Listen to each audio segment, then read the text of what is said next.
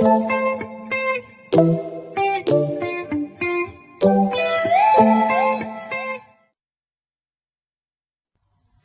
बच्चों, कैसे हैं आप सब। आज हम हिंदी व्याकरण में एक नया चैप्टर पढ़ेंगे, संयुक्त व्यंजन। स्वर और व्यंजन हम पहले पढ़ चुके हैं। हिंदी वर्णमाला में स्वर 11 होते हैं और व्यंजन 33 होते हैं। उन वर्णमाला में कुछ व्यंजन संयुक्त होते हैं, जैसे श, त्र, ज्ञ। तो वो कैसे बनते हैं, आज वो हम सीखेंगे।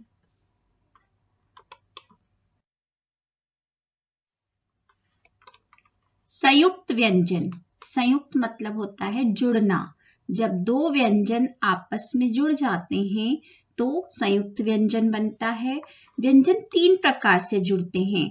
पहले, जिनमें व्यंजनों का रूप यानी कि उनकी आकृति बदल जाती है, जैसे श, त्र, ज्ञ, श्र। ये है कक्षा। आप लोगों की कक्षा होती है तो कक्षा में जो श आता है, श से क्षत्रिय, वह एक संयुक्त व्यंजन है। वह कैसे बना है? क प्लस श से मिलकर बना है श, कक्षा। तो क में आप देख रहे हैं, यहाँ पे मैंने हलंत लगाया है। हलंत का मतलब है कि यह स्वर के बिना है, यह अधूरा है और यह पूरा है। तो एक है स्वर के बिना और एक है पूरा। इन दोनों को जब मिलाएंगे तो बनेगा श। और त्र किससे मिलकर बना है? त प्लस र से मिलकर बना है त्र। ज प्लस न्य से मिलकर बना है ज्ञ।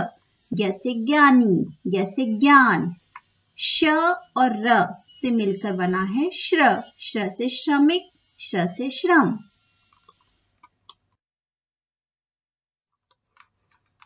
उदाहरण, हम ऐसे कुछ उदाहरण देखते हैं जिनमें इस तरह के व्यंजन आते हैं।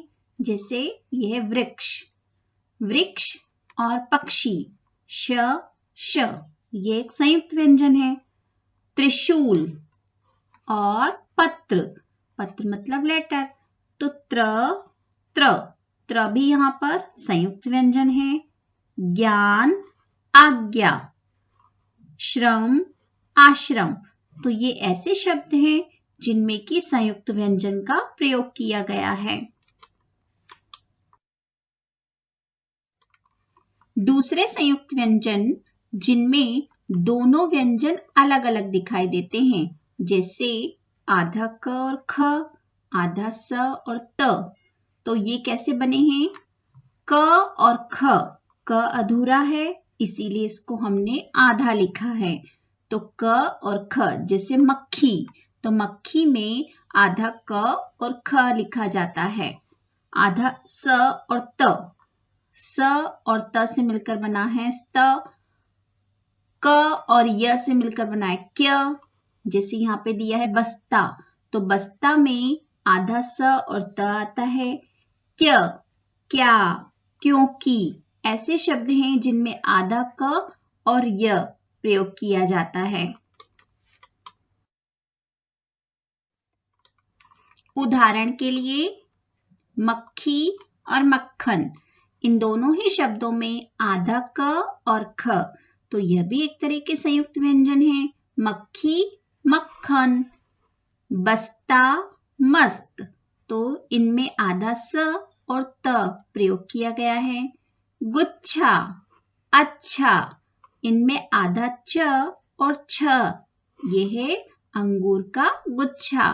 तो गुच्छा और अच्छा शब्द में आधा छ और छ प्रयोग किया गया है। क और य, क्या और क्यारी, इनमें आधा क और य लिखा गया है। तो ये भी संयुक्त व्यंजन है। तीसरे प्रकार के व्यंजन जिनमें एक ही व्यंजन 2 बार आता है, जैसे आधा क पूरा क, आधा ब पूरा ब, आधा न और पूरा न। इन्हें हम द्वित्व व्यंजन भी कहते हैं। जैसे आधा क और क, ये आधा है इसलिए हलंत लगाया है क, आधा न और पूरा न, तो ये बना है इस तरह से। जैसे चक्की, मक्का, अन्न, गुब्बारा, ऐसे कई सारे शब्द हैं जिनमें एक ही व्यंजन 2 बार आता है। कुछ और उदाहरण हैं, जैसे पत्ता और छत्ता।